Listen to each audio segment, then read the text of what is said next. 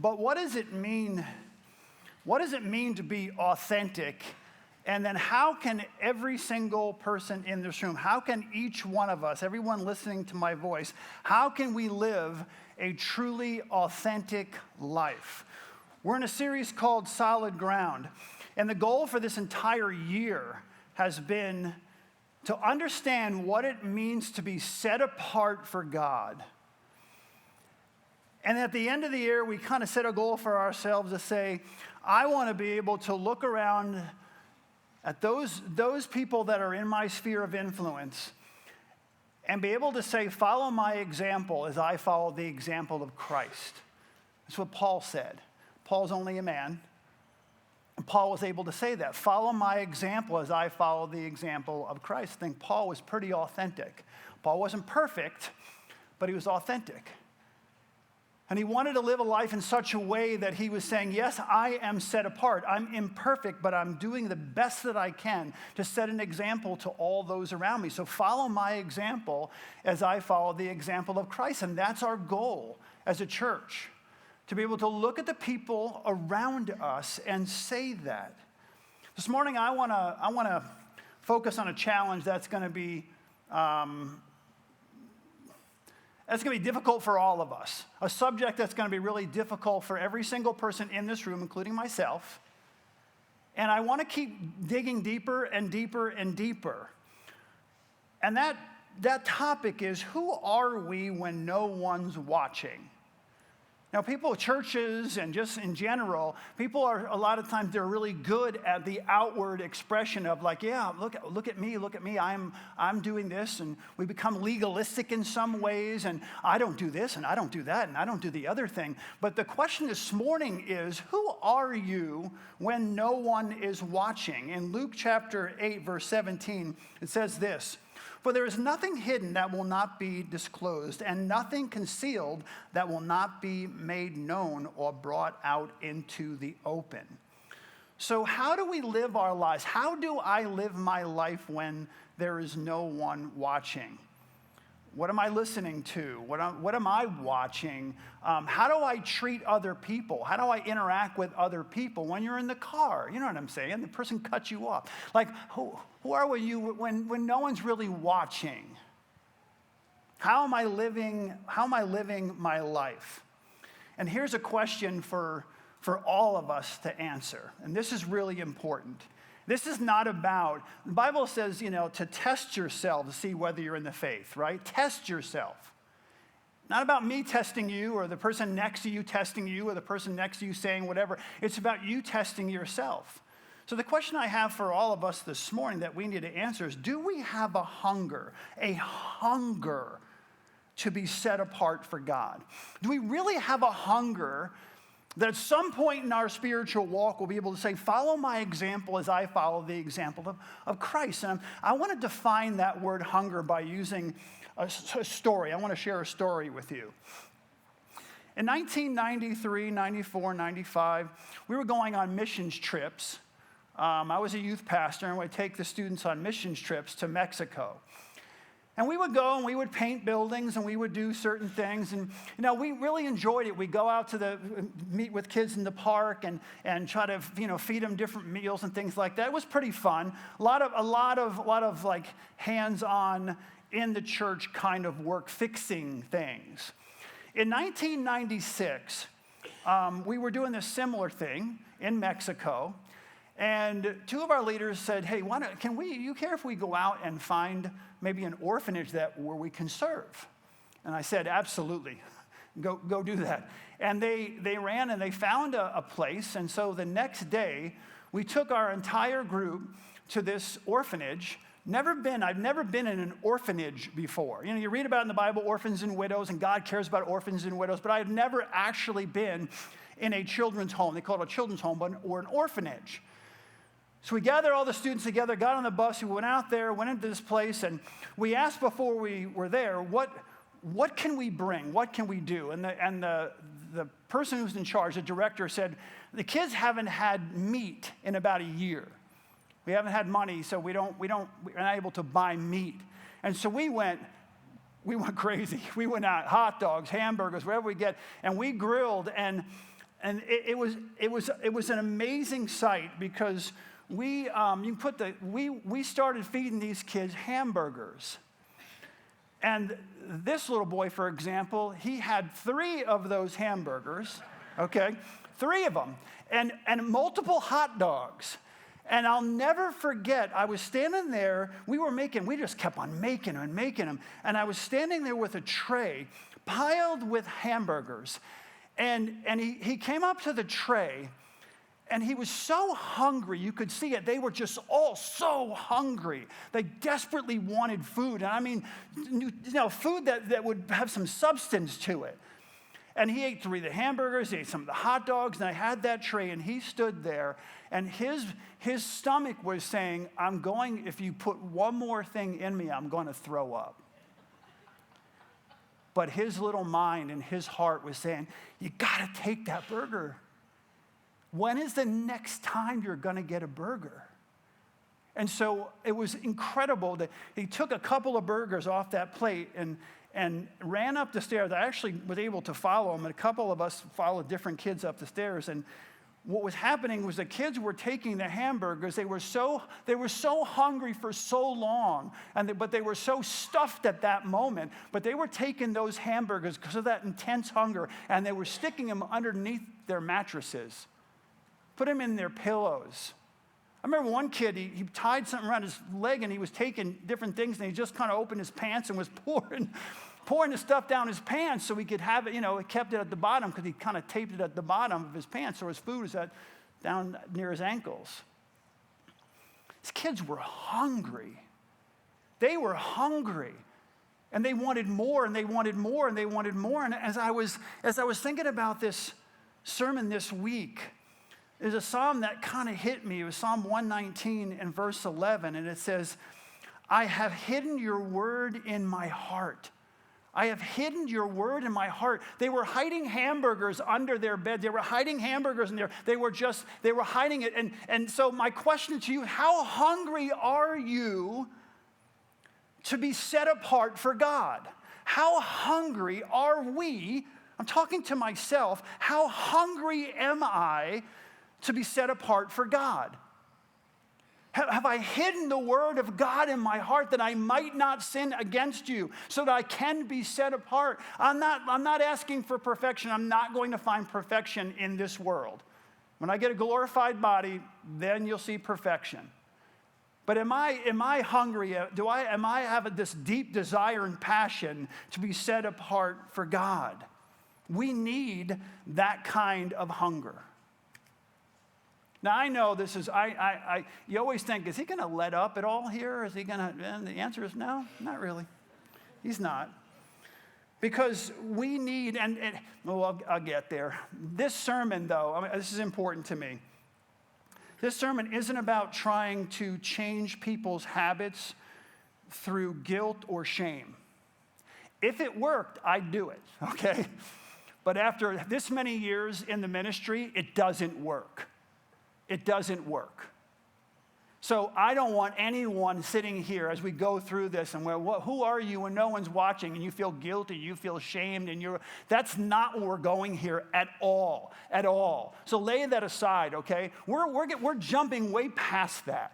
This is deeper. This is more important. This is more significant. And it's just about you and the Lord, no one else. Don't worry about anyone else. It's just about you and the Lord and where you are in your spiritual journey and how you can take that next step.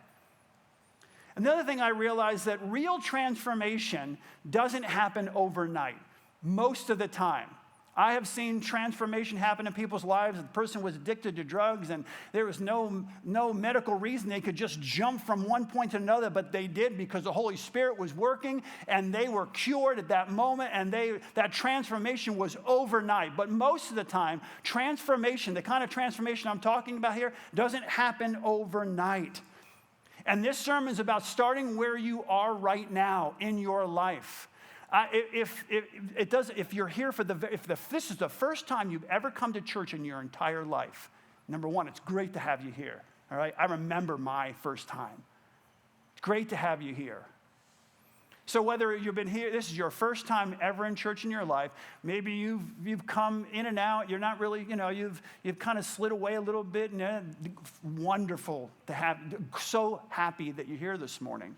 Or maybe you think, and I don't mean this like an arrogance, but you feel like you're spiritually mature. Wherever you are, okay, in that gamut, wherever you are, I want you to start where you are and grow from there. Please hear my heart. No guilt, no shame, no, all that. We're not talking about legalism here. This is internal. This is coming from within. True life change, my friends, is a process. We've talked about this so often.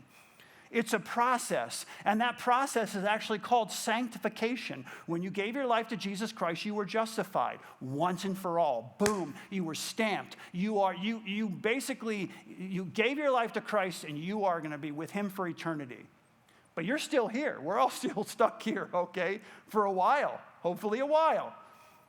And sanctification is that ongoing process from that point until you get a glorified body. That's what we're talking about this morning. It is a process. Listen to Philippians 3, 12 through 14.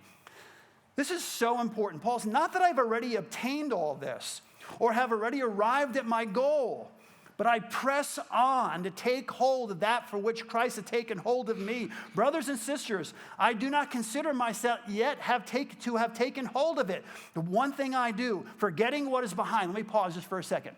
Forgetting what is behind. Do not let your past get in the way of what God's going to do in the future in your life.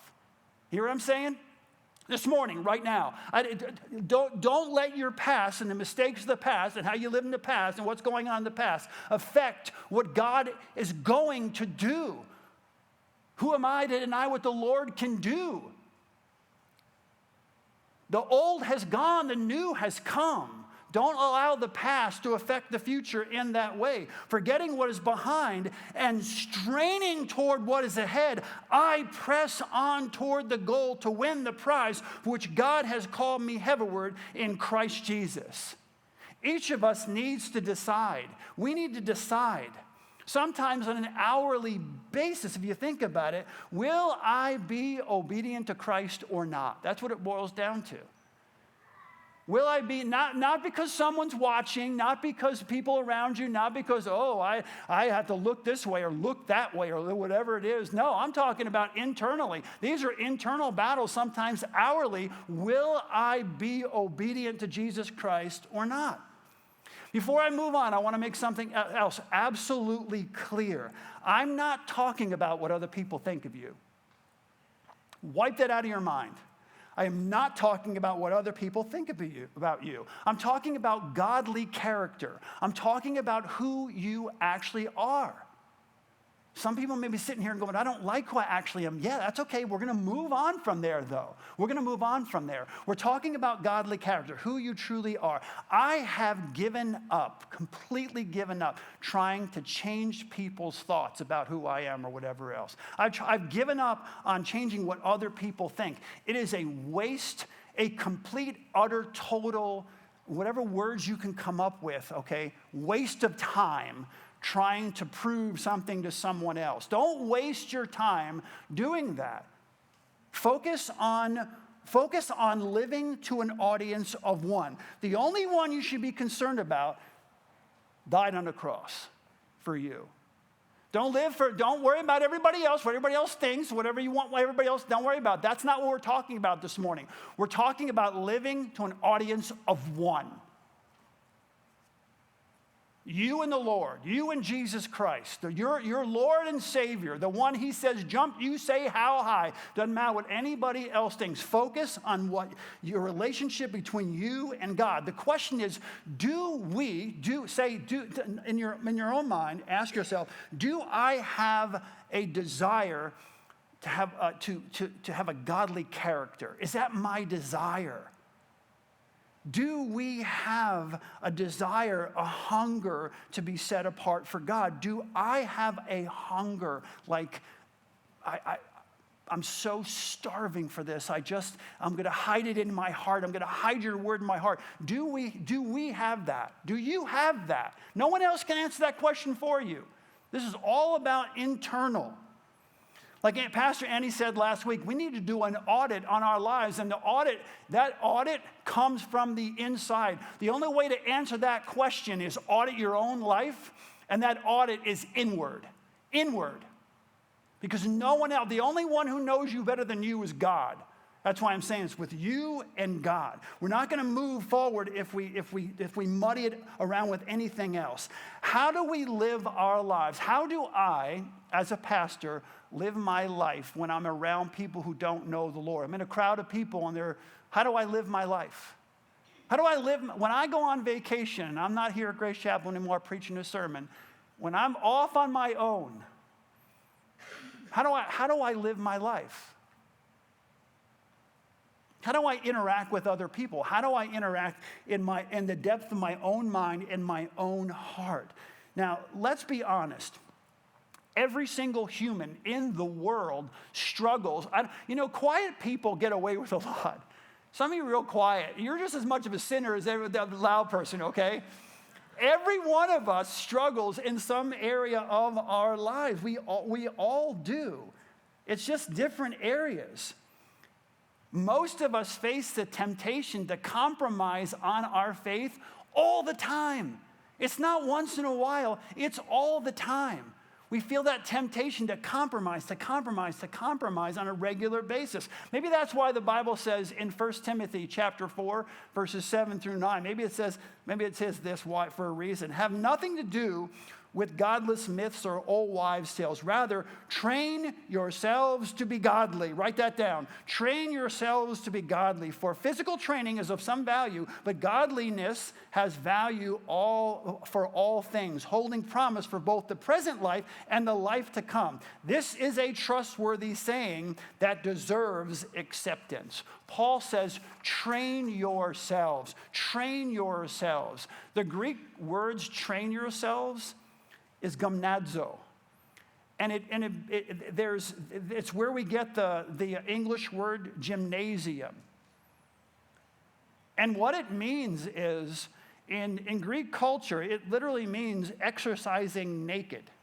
And so the Greek athletes, that's how they exercised. That's how they trained. They trained in the nude. And so as we look at this, this passage, this word here, is used figuratively to make the point that we as followers of Jesus Christ, Christians, need to train themselves inwardly because we are standing bare before our God. Our hearts, our minds are open before Him. There's nothing that can be hidden from Him. And so what the author's saying here is, hey, we need to look at our lives and train ourselves with the mindset that we are totally exposed when it comes to God. There's nothing that can be hidden. It's between us and the Lord. In other words, people may not see what's going on in my life. They may not see it outwardly because I can hide it or whatever else, but there's nothing that can be hidden from God. God knows He knows my thoughts, He knows my attitudes, He knows my motives. He knows it all. There's nothing that can be hidden from God. And Paul is saying, okay, if that's the case, train yourselves. Train yourselves. Don't train yourself to be, how do I say this? Sometimes in church, you're trained by the people in the church. You're trained by the culture to act a certain way. You know what you can and cannot say because that's what people expect you to say or not say. And so what you're training yourself is to do, to be honest with you, in many cases that we become phony. Because we're not talking about inward training where God sees. We're not talking about motives. We're not talking about attitudes. We're not talking about thoughts. We're not talking about internal, right? We're talking about external. So I'm trained because I'm younger and I know what the adults in the church expect, so I'm going to say and do the right things to kind of get. And I want you honestly, wipe that out of your mind this morning completely. I'm not talking about that. Paul is talking about training your heart and your mind, renewing your mind. processing it through, doing an audit of your internal, the motives, your attitudes, because that's all that matters. Listen to me. I'm going to say it again. There's a lot of people around you, and you want to like, look a certain way in their eyes. What I'm asking, what God is asking, what Paul is asking, what I am asking this morning is that you live to an audience of one, because honestly, at the end of the day, that's all that matters. And if you do that, you don't have to worry about what everybody else thinks. You won't have to worry about it at all. So he knows our attitudes, he knows our thoughts, he knows our motives. So in our inmost private lives, we are called to, Paul says, exercise our faith.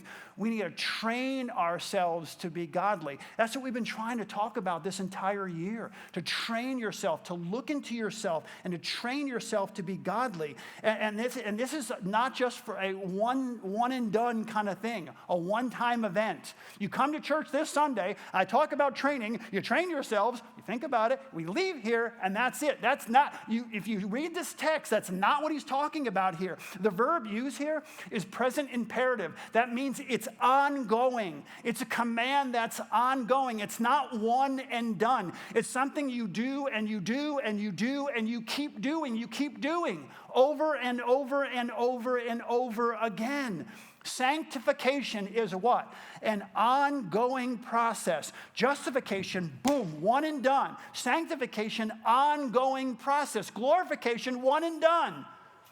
But we're not, we got justified. We're going to be glorified, but we're in the sanctification process. It's present imperative. It's ongoing. Keep on doing it. Keep on doing it. Keep on exercising your faith. Keep on training. We are in a marathon. We are not in a sprint. And that's why I want you to not feel guilt and not feel shame and not, oh man, I'm so far. Again, I'm going to say this again. It doesn't matter where you are right now. From where you are, just start moving forward one step at a time. Just keep growing forward. Fall forward. Just keep going forward. It's a marathon. When we say godly, when I talk about godly or righteousness, what you're describing is a life that honors God. Being godly, being righteous is not about, again, everyone around you. Now, you want to be able to say, follow my example as I follow the example of Christ, so you can help other people to become godly. But what godly means, it's living a life. You live a life, I live a life that honors God every single day. We honor God. It means we're trying to live, we're trying to be like him. He said, be holy as I am holy. What is our goal in life? To conform to the image of Jesus Christ, to be more like, who's ever the most like Jesus before we die wins, right? It means living a life of love and living a life of purity and living a life of compassion and living a life of grace and mercy and generosity. That's what we're talking about here. If you're not a generous person, work on it. If you need to be more kind, that's something you can work on. Compassionate, empathetic, sympathetic, whatever. It doesn't, work on it. Becoming more like him. Okay, I want to be more patient. You need to exercise that. You need to exercise, spiritually exercise, internally exercise, being more patient. It means doing the best we can to live a life that honors and pleases God. In 1 Timothy 4:8, here's why it's important that we do that. It says, for physical training is of some value, but godliness has value for all things, holding promise for both the present life and the life to come. Physical exercise is good. It's good, honestly, to improve both physically inside and out. So it has some value. It really does. It has some value. But here's the thing. I'm going to tell you something that's going to blow your mind, and you're going to be like, oh, I can't believe I never knew that. No matter how hard you work out, your work, no matter how disciplined you are in your routine, so everybody, maybe hold hands with the person next to you, because this is going to be really shocking for so many people. no matter how disciplined you are, how hard you work, how strong you are right now, someday you're going to die. I know, I'm sorry. I know. You're going to die because physical exercise is not going to help you in the internal. It doesn't have eternal value. But when you exercise your faith, when you exercise the way Paul is talking about it, spiritual training has a value, a godly value, not only, and it does in this life. Let me say this, if you never heard me say this before, and especially if you're younger, I'm going to be honest with you. Please remember what I'm saying. The Christian life is the best life to live now. I'm not talking about dying, going to heaven, and spending eternity with God. You don't want to go to hell, those kind of things, okay? The Christian life is the best life to live right now. I promise you.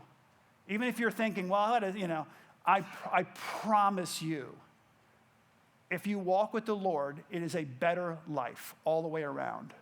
But not only is it a better life here on earth, it trains you. That training, living a life for Christ is eternal. Where just physical training is not eternal. Okay, it's good for your inside and your outside right now, but you will die, and it has no eternal value. Paul says that this has value for all things, present, past, present, future. Okay, so here's what I want to do. I want to shift gears a little bit here. For the remainder of our time, what I want to talk about is how not just, okay, we want to be godly. We want to be able to say, follow my example as I follow the example of Christ. How do we do that? How do we train ourselves to be godly? Let me share two examples, two principles I think that would really, really help, okay? Number one, commitment matters. Commitment matters. 1 Kings 2 and 3. David tells Solomon, be strong, show yourself a man, and observe what the Lord your God requires. Walk in his ways and keep his decrees and commands, his law and requirements, as is written in the law of Moses, so that you may prosper in all you do and everywhere you go. And whatever you go, in every situation, it has value everywhere. Why is it so important? And how can we do this? We need to make a commitment. Commitment matters. Listen to Psalm 119, 106. It tells us, I have taken an oath and confirmed it, that I will follow your righteous laws. I've taken an oath. I want you to think about this for a second. Have you ever made a commitment to be set apart for God?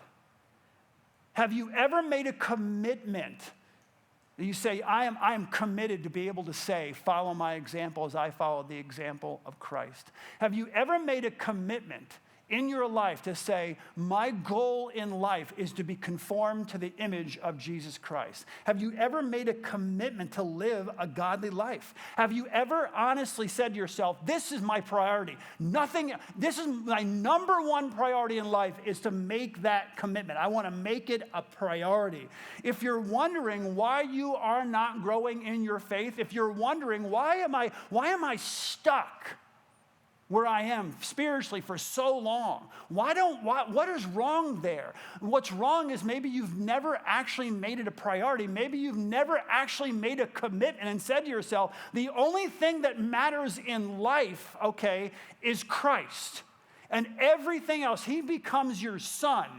Okay, S-O-N, but S-U, he becomes a son. And everything else in your life revolves around that because he's your commitment. You want to grow spiritually, you need to make a commitment. James says in James 4:7, submit yourselves then to God, resist the devil, and he will flee from you. Why can't I overcome this temptation? Why can't I overcome this habit? Why am I stuck here? Why can't I become more patient? Why can't I become more empathetic? Why can't I? James is saying commitment will help you resist the enemy and give you victory in those areas of your life where you've been trying to have victory for so long. But you may say, well, I've tried. But I'm asking, have you made a commitment? What does David say to Solomon? Be strong, show yourself a man, and observe what the Lord your God requires. Walk in his ways, keep his decrees and commands. Commit to this. Make it a commitment to it, he's saying to his son. Number 2, practice self-reflection. My goodness, lost art, lost art. Practice self-reflection. It is stunning to watch people in our culture interact right now. I mean, the lack of self-reflection is unbelievable.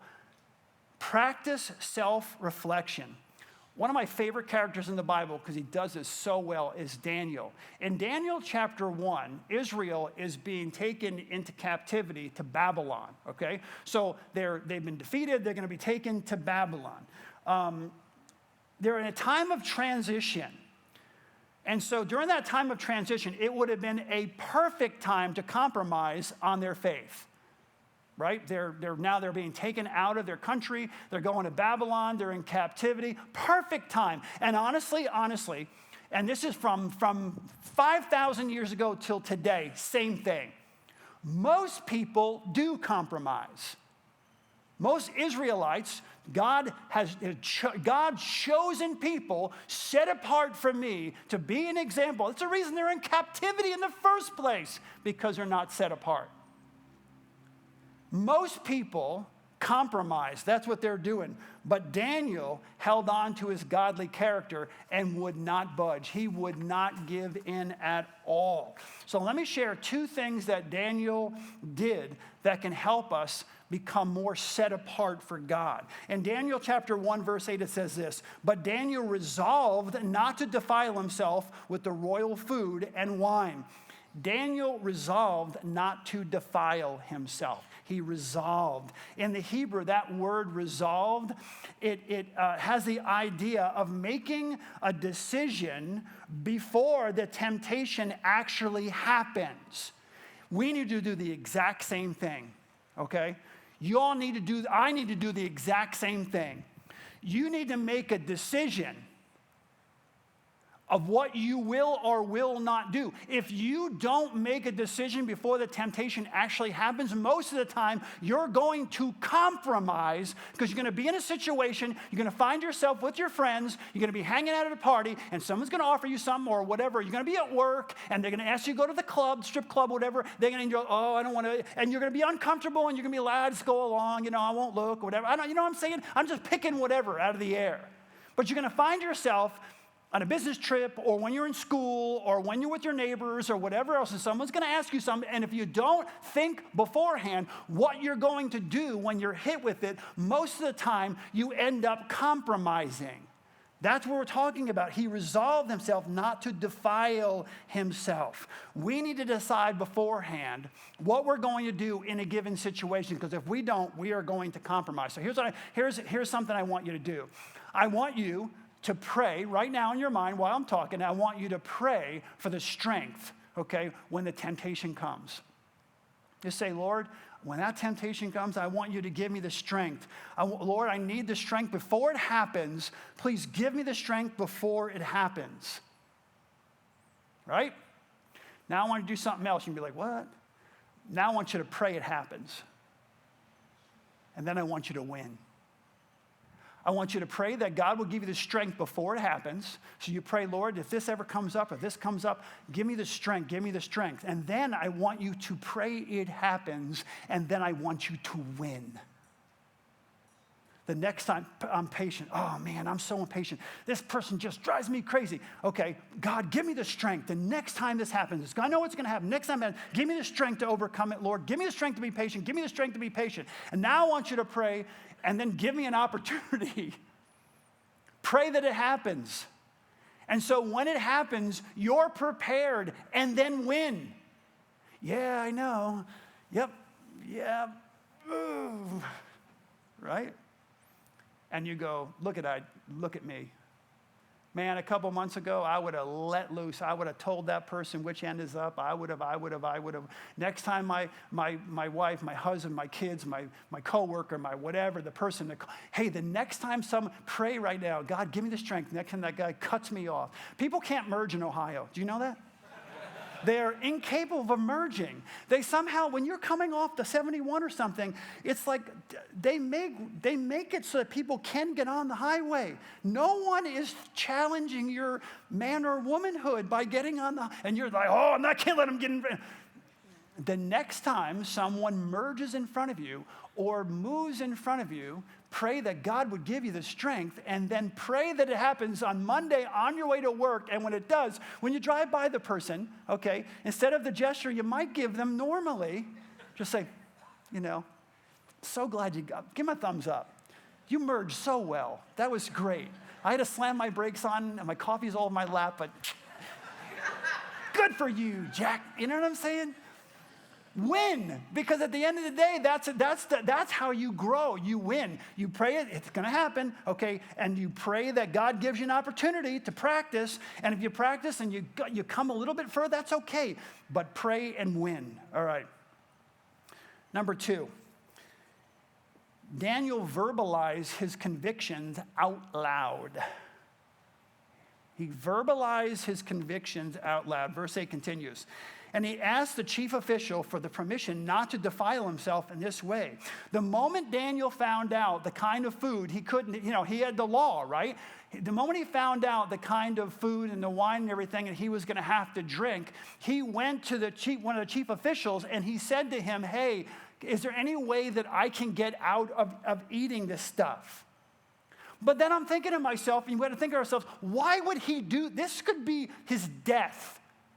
Even asking the question. He's not in a position of power. He's not in a position we can negotiate. He's putting himself on the line. Why would he risk it? There's no one there to see him at this point.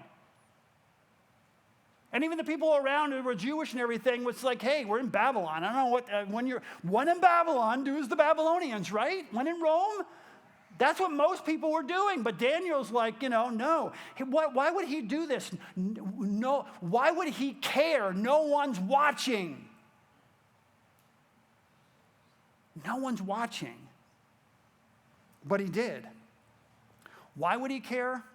When there's absolutely probably there's no accountability except for the Babylonians, and they're telling you to do this. So why would he care? Because Daniel is living to an audience of one.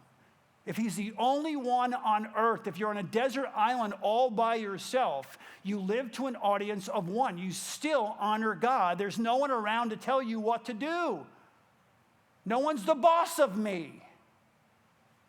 Because Daniel was living to an audience of one. Listen, we need to start making people aware of who we are early on in the relationship, as early as you possibly can. Make them aware of your convictions. Make them aware of who you are, the values that you hold. Like, let people know right up front when you're going to your next class or you're going to school, whatever, you're the new kid or whatever. Let people, I know how hard this is. It's so easy to say and so hard to do, but do it anyway. Let people know who you are right up front. As you interact with people, speak truth. Speak truth. Share your convictions and quickly establish who you are. When I was in college, I'd given my life to Christ when I was 17 and a half years old. This is probably I'm 19 or 20. My uncle, who has just passed away like a year and a half ago, he was a brigadier general, and he would get me the coolest jobs. Oh, man. I remember we were going through New York, and we were doing artifacts. We were going through and listing all the artifacts in the armories. We found one of the three molds or whatever of the Statue of Liberty, copies. It wasn't like the Statue of Liberty, but it was like a copy of the Statue of Liberty. There were so many cool things in there, and so we got these really great jobs. Well, one of the years he got me, we were on a military base, and I was doing maintenance things. And the guys who I was worked with, they were rough. Okay, they weren't military guys; they were civilians, and they were really, really rough. Just in their demeanor and everything else. I established very, very quickly who I was, okay, because I didn't want to get asked and drawn into all their habits, because they had a lot of them. I got to give you an idea of kind of these weren't the brightest stars in the sky sometimes. we were walking down, there was a building. There was trees all along one side, and there was a military building, and they had munitions in there, and it was really, really long. I mean long. So it was like a corridor. And we're walking down talking, and there was a beehive, not going to exaggerate. The hole in the ground was this big, yellow jackets. And those, I've never seen so many bees coming in and out of a hole in my entire life. Now, I'm staying clear of these bees. They see the bees, and the one guy goes, "Oh, watch this." I'm like, "Dude, don't." He grabs a rock. He's strong enough to pick up a rock about this big. And he's walking up to this hive with a hole in it this big. And I said, "Man, why don't we just leave them alone?"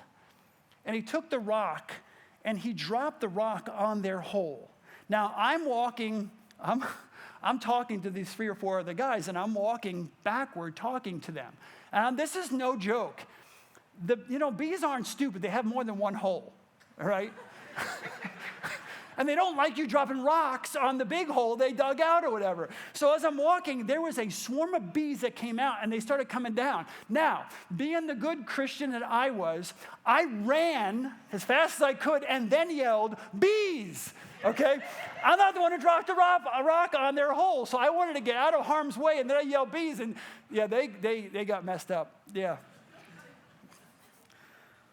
But I let them know up front who I was. I let them know up front my convictions. I let them know up front all these things.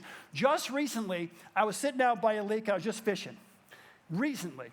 And I usually let people know as early as I can that I'm a pastor right away. And not because people will tell stories, they'll tell dirty jokes, they'll start, and it's not that I'm judging, I'm really not, because I don't expect people to, if they don't know the Lord, I just talk to them. If they drop F-bomb all the time, I'm not their God, you know what I mean? So I try to tell them up front because they feel bad. So here's what happened. They come over, they walk over, 2 big, huge guys, spenders, they're fishing and everything. "Hey, how you doing over here?" "Good." When we start talking, and I couldn't get I usually can weave I'm a pastor, like I'm becoming an expert in how fast I can weave "I'm a pastor" into a conversation. And so they come up to me, and within a minute and a half, they were just dropping it and dropping it and dropping it, F this and, mother that and whatever else. And I tried so hard to kind of weave it in, and I finally did, and it was amazing to watch their language change after I told them who I was. And I promise you, I didn't do it because I wanted to make them feel bad, so I tell them up front, because I just don't want to make them feel bad. My point in saying all of this, guys, let people know who you are as quickly as you can. Why? Because it will help you verbalize. Daniel verbalized who he was right up front. Daniel verbalized his convictions for the Lord right up front. And that's what we need to do. That's what we need to do. Daniel asked the chief official, he says, "Test us," okay? He had friends there. He said, "Test me in this." Here's what it says in Daniel chapter 1, 12 through 14. "Please test your servant for 10 days. Give us nothing but vegetables to eat and water to drink. Then compare our appearance with that of the young men who have eaten the royal food, and treat your servant in accordance with what you see." So he agreed to this and tested them for 10 days. That shows that Daniel had confidence. He was confident, okay, in his relationship with God. He was confident in the power of God in his life. He said, "Feed us nothing but vegetables and water, and test us and see." He believed, he trusted that God was going to bless his faithfulness. That was a belief. He knew that God was going to walk with him, and he trusted that God was going to reward his faithfulness. And the next time, when the 10 days ended, Daniel and his friends were in better health than the other young men who had eaten the royal food. We need to have confidence that God is going to work. God's power is going to work in our lives. We need to make that commitment. You need to make a commitment, and then you need to let the people around you know who you are. That establishes so much. That'll help you so much at work. If people know your convictions, it'll help you so much at school. Honestly, and here's the deal, you probably won't get invited to certain things. But there's certain things you don't want to get invited to because you're set apart for God. You don't want to put yourself on a business trip in a situation and be in a place where you don't want to be. You need to make a commitment and let everyone know what your commitments are, what your convictions are, what your desires are, what your goals are in life, and it isn't to go hang out in those places. It isn't to put yourself in a position where you're going to have to figure out and navigate. So I know this is challenging, but I also know that if you make this commitment, honestly, guys, if we will make this commitment, God is going to walk with us every step of the way. Proverbs chapter 22, verse 1 says this: "A good name is to be chosen rather than great riches, and favor is better than silver or gold." We need to remember that we are in a spiritual process. This is a spiritual process. Start with where you are, and then take small but deliberate steps to move forward. It doesn't, again, first time in church, man, sorry. First time in church, this is a deep one. Start with where you are and then take small but deliberate steps to move from where you are to where God would want you to be. And one of the last things I'll say here is you might want to get people around you who can walk this path with you. Daniel had a group of friends who were walking this path with him. They did it together. I remember when I gave my life to Jesus, and I was 17 and a half years old, second half of my senior year in high school. And we had to ride the bus still, and we jump on the bus. And I remember saying to a couple of my friends who started going to church and we got saved at about the same time, we would say, "Man, I only cussed like 3 times before I got on the bus."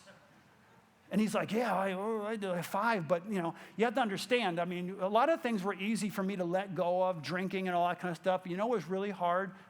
My language. That was really, really hard.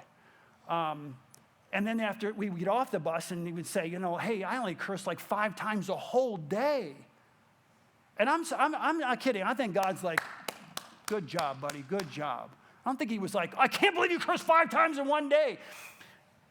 Where I was, small, deliberate steps to move forward. You know what's healthier, though? When you do it with other people. When you have other people around who are like-minded, it's helpful to be able to get off the bus or get on the bus and say, "I only did this 3 times. I only did this 4 times. I only did it," and work it down. But you're doing it all together.